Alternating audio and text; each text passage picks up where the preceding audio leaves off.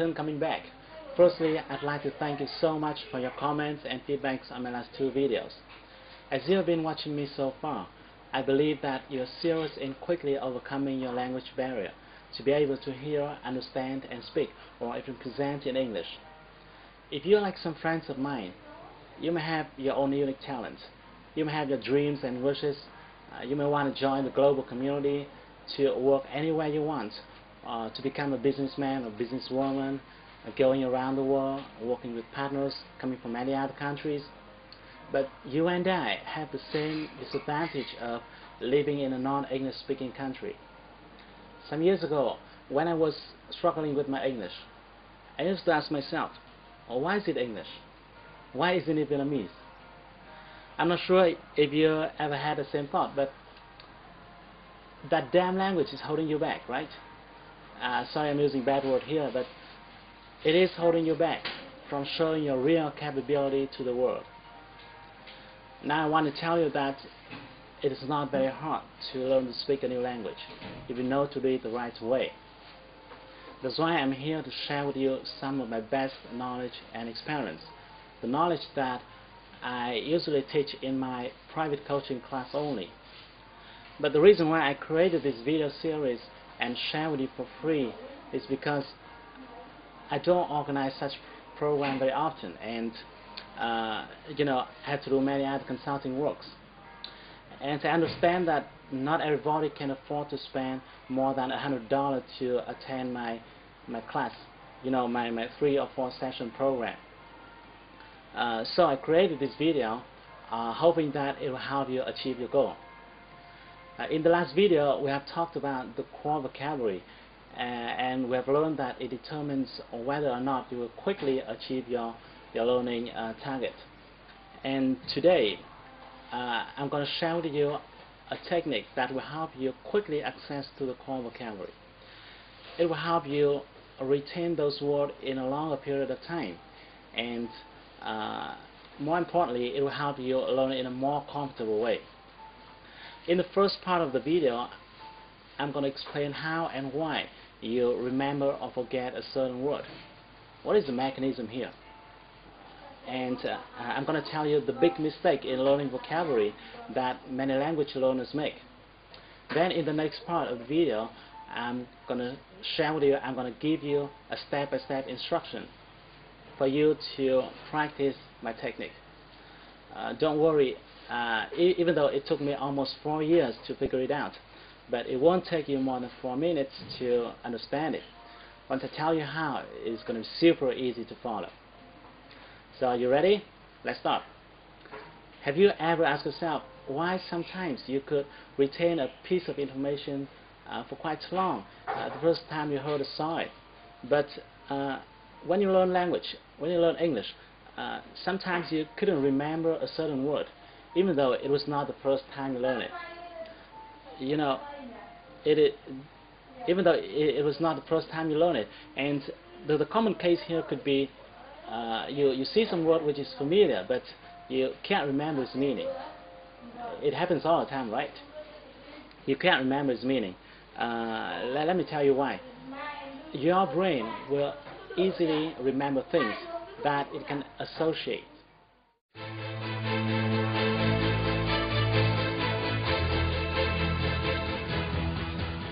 In his book Second Nature, Human Brain Science and Human Knowledge, the Nobel Prize-winning author Gerald Alderman reveals a lot of interesting findings about human brain.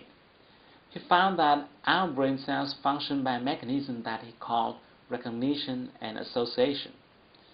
Because of association mechanism, you can easily remember a piece of information that had something to do with your existing data in your brain. In other words, the information that can relate to your experiences, your thoughts, your feelings, your desires. It will be very hard for you to remember a piece of information that has nothing to do with you. For example, if I tell you my name, you will remember it for quite long because my name relates to your desire of learning English, so that your brain can link that name to other information already exist in your mind. Like you have watching me talking in my videos, or you want to speak English fluently and maybe I can help you, and things like that. But if I tell you a name without letting you know who he or she is, you forget it in a few days. Secondly, you can only retain a word if you are exposed to it several times.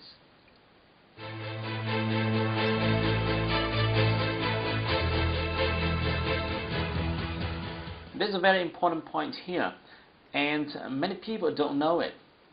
It is you need to be exposed to that word in different contexts. It will be very difficult for you to remember a word if you learn it several times but in the same context. That's the reason why sometimes you learn a word in your class and then you wrote it down in a notebook. Then you may look at it once or twice, but you still forget it. And even worse, some people try to learn vocabulary from a list.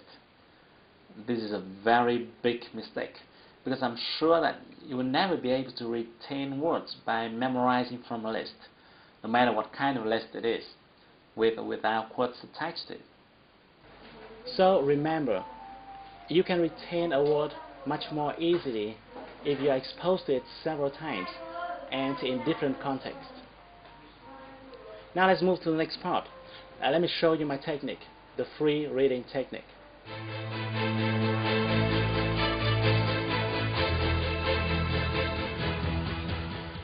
The reason why I call it free reading because I want to distinguish it with the comprehension reading section that you usually find in the textbook. To give you a better view, let's take a look at this one. This is a typical comprehension reading section. I got this one from the site BBC Vietnamese. As you can see, this is a short paragraph. Sometimes it could be longer depending on the intention of the composer. There are words in bold and there are notes at the lower section to explain the meaning of those words. In many cases, there could be several questions for you to answer.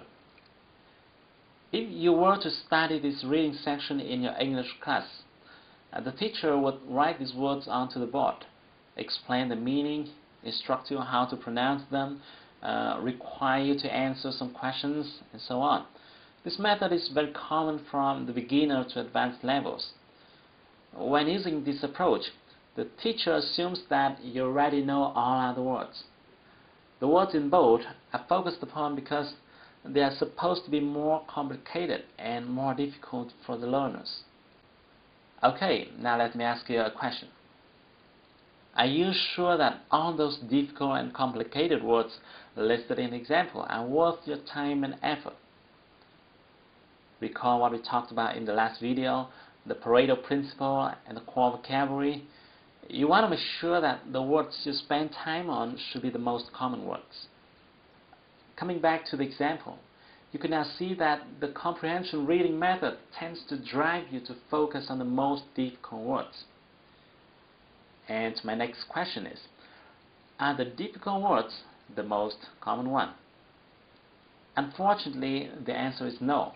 Most of the times, the shorter and simpler words are more common than the long and complicated ones. If you want to check how common a certain word is, you can use the website word cant. Here's the web address. This is a website that provides rankings based on how common a certain word is. Even though I can't vouch for its reliability, but at least it can give us a rough idea. All you need to do is to enter the word you want to check in the Find Word box and then click the arrow button next to it. Let's give it a try with the word humanitarian from the reading section. Here we go. We got a ranking of 11,000 plus. This result shows you that the word is far less common than the 3,000 most common words. Now let's come back to the example and see how we can approach it in a more efficient way. What we're going to do is that we're going to remove all bolds from the words in the passage. Because this paragraph is quite short, I need a long one to make my point clearer. So I simply did a search on Google and found this one. This is another article talking about the same story. Now what I'm going to do is I copy and paste it into the Word document. Now if you screen these two articles, you'll find some words that appear 2, 3 or even 4 times. Let me do it for you, and let me highlight the words so that you can see them more easily. They are reporter, attempt, newspaper, film, access, deal, family. The phrase "say on the videotape" shows up twice. Again, if you want to check whether these words are really common, check it out on the site wordcount.org. Here, if you type the word attempt in the search box, you will get the frequency ranking of 882. This shows that the word attempt does belong to the group of the 3,000 most common words. The logic here is simple. The words that appear more frequently should be more common. Obviously, doing this way is really hard, and there's a much better way, the free reading technique. Here's what you're going to do. Firstly, you need to prepare some tool for you to quickly check word meaning. A favorite tool of mine is Click and See. I use it to see the meaning of a word in just one click. Or you can use any kind of dictionary software you want. But you want to make sure that you use something to check the meaning very quickly. So don't use a regular book version of a dictionary because it will slow down your reading speed. Now that you're ready, let's start to read from the beginning. Every time you face a new word or a word whose meaning you don't remember, use your dictionary software to check its meaning quickly and then continue to read. Here are the big don'ts when you're reading. Don't take note of any word, including new words, difficult words, long words, complicated words. Just don't take any note. Don't force yourself to remember any word. And finally, don't underline or bold any word. Again, don't take any note. Just read. Check the meaning of any word you want to and do nothing else. Then you want to read as fast as possible. Read as fast as possible. After reading a few sentences, maybe just one or two sentences, you might see a certain word that you have just checked the meaning of a minute before. However, you might not remember its meaning because you didn't take note. Well, no problem. Just relax. Go ahead and check its meaning again using your software. Then continue to read. You will likely see that word again, and you may still not remember its meaning. Just use your dictionary software again and continue to read. Well, after seeing a certain word 3-4 times and checking its meaning over and over again, I'm sure you remember it the next time you see it. And then, guess what happens? You'll have learned a word from the core vocabulary. Here's the key. Those words that you have seen over and over again are the most common words. The methodology here is very simple. The most common words must show up repeatedly. After reading a long piece, you will forget many words and retain some words. Those that you forget are uncommon words. Those that you retain are common. Now, you might be wondering why such a simple technique could be so powerful. Let me explain.